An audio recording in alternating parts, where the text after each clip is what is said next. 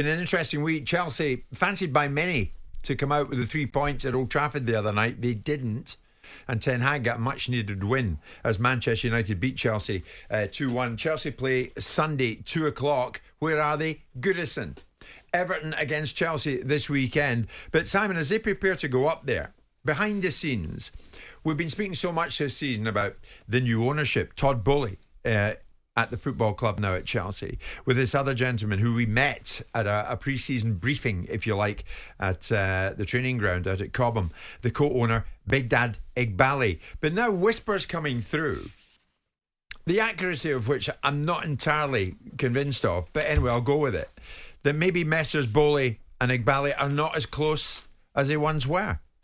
And reports this morning highlight that Todd Boehly's long absence from Chelsea this season is down to the fact that, to a degree, he's taking a back seat.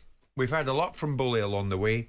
Now we don't hear so much as to next to nothing. What do you read into it? But do you think we have heard a lot from Boehly? I mean, we heard a few things. Well, we heard of All-Star games. Well, we heard of that because he was at a sports conference where he was talking about it in America, and of course, people lifted it. He wasn't necessarily making himself... Briefings. They were giving briefings. Yeah, they were sitting doors. shoulder to shoulder briefing. Look, I mean...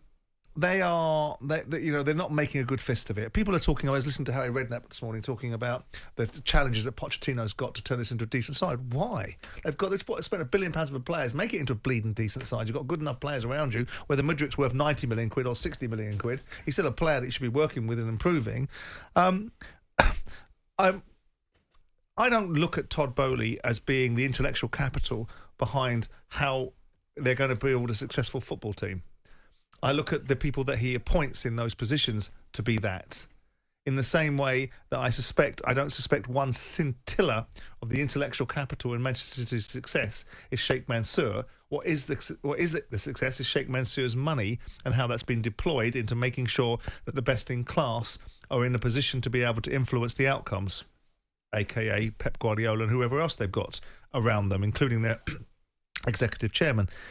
Now, no, I can't imagine anybody really within the framework of the ownership model is particularly enamoured with what's going on. No, because it's a bit of a poor showing. You didn't buy a football club that was okay-ish, besides the Abramovich problems and collapse and issues as a result of the Russian invasion of Ukraine. It was okay-ish. I thought it was in very good health. They were okay. They weren't long from after winning the Champions League. Well, it was a year, wasn't it? Well, they had a season of opportunities that season, and I don't think they won anything, did they? Do you think that, with all that money they spent, they look worse, way worse? Of course they do. But the question is why? Because poor purchases. Well, again, you've got, not all of them are poor purchases. Poor decision-making processes about Graham Potter I didn't think was ever going to be successful at Chelsea, and the people that must have rubbed their hands the most are Brighton, and they're probably about to do the same thing with the other guy that's down the De Zerbi, hence the reason why he's getting a new contract. Let's make sure we've got a 30 million clause in there. But Simon, sure James, the Arsenal fans nailed it, hasn't he? Simon, you're going to have to backtrack sooner or later. Chelsea have overspent and have average players. No one's ever said they haven't. I never said that. People are concerned about what Chelsea spent. You said there'd be challengers this season. I did. I thought they'd be rattling the top of the top four. I thought that they would get themselves together, they would recover their poise, and that the direction of travel would be far more upwardly mobile. It's proving to be not such. 10th. Yeah, 5 wins I in 15. I don't worry about. Everyone seems to be worried about what they've spent. Well, the only person who needs to worry about that is the fellow whose money it is. Yeah, and he doesn't seem to be worried about it. So I don't know why we have to worry on their behalf. No, but the fans, quite rightly, they're not fools. They ask questions. Hang on, they spent $1 billion and we're worse. Currently. Yeah, well, Chelsea they're not worse than they were last year. They're obviously better than they were last year because last year they were in absolute freefall. It's typical mid-season performances, isn't it? From what they are to where they are. I mean, I watch Chelsea. They're not a good watch, are they? They're not a good watch. People are making a 4-act play about the performances they put in recently against Man City. You just don't know what you're going to get. No, there's not a lot of quality there. The main thrust is they're missing someone that can score goals and someone of a calibre that's up top. And that, to me, that Boy Jackson is just a very average player. Yeah. He might have scored a hat-trick against Spurs, but most of them are tap-ins. You see, I wonder though, Simon, you know these kind of people. You've dealt with people like Boehly. You and I met Boehly when we were at the World Cup in Qatar. He was presented to us and we enjoyed conversations with him. Yeah. So What do you believe? Do you read into this that yeah, this is pretty much accurate? This is what can happen with guys at that level. Sources close to Bowley insist that he always intended to step back to focus on other business interests. Well, he would do. He's a multi-billionaire himself. Small business. But in his absence, Igbali, who manages 60%, 60% stake in the club guys, on behalf of Clear Lake Capital. Just the private equity guys, yeah. Right. Has taken an increasingly hands-on role as Bowley goes by. Yeah. I mean, is that about right? Is that what these guys do? Yeah, of course it is. I mean, this is not a Hicks and Gillette situation, I suspect. This isn't a complete and utter meltdown of a relationship about who's going to argue about who's going to speak first, which is what Hicks and Gillette fell into in the end, the basic premise of who had more authority than the other. I think this is just simply Todd Bowley was the P.T. Barnum character at the beginning of this conversation. He was the guy that pulled the deal together. He was the guy that orchestrated the funding mechanisms, because this is a private... Well, he made himself sporting director. Sure, for the time being, because if you want to learn something, what you do is you immerse yourself in it. So he was the intellectual capital. What's he learned? He's learned that he's not suitable. Well, for I this job, suspect he's understood the dynamics of what it takes to do that job, and now he can make able appointments, knowing what it entails, knowing it's not his skill set.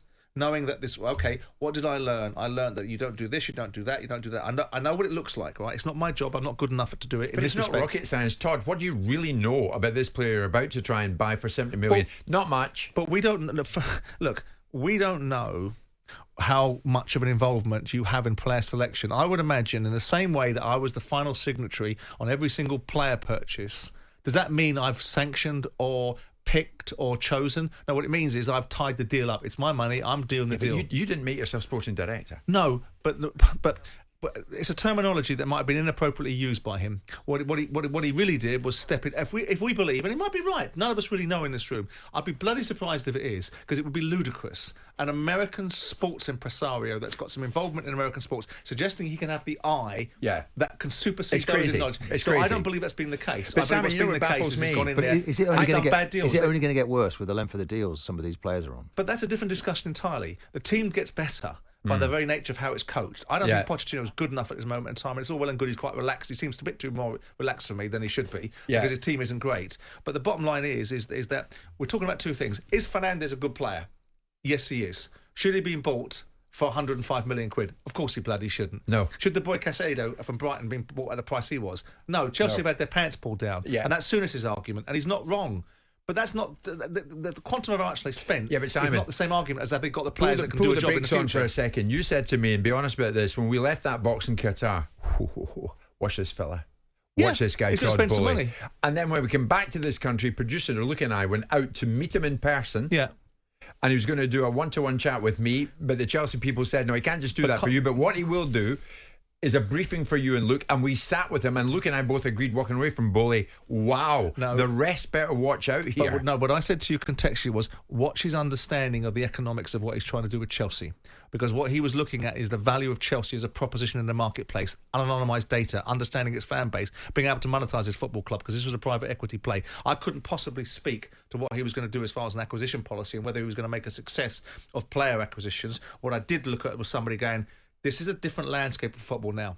This is a different thought process. This is private equity guys looking at a football club going, right, we want access. We want access to certain levels of information that have never really been studied in football, the way that you gain and garner information. That's what got me going with Bowley, not whether he was going to make a roaring success of his initial first 2-year period. Okay. Which he hasn't. Yeah, but the fallout of these early decisions could last for years, Jim. No, they've got plenty of money, Martin. The only reason that would be a fallout is if they're running out of cash. There's a fallout if you're Mashiri, if you've got no money left, or Usmanov doesn't fancy it. So financial fair play, then they don't have to adhere to that. Well, they might get some governance problems. Martin, there is no chance these guys run out of cash. Well, look at the performances. Not these guys. Are they getting back to the top four anytime soon?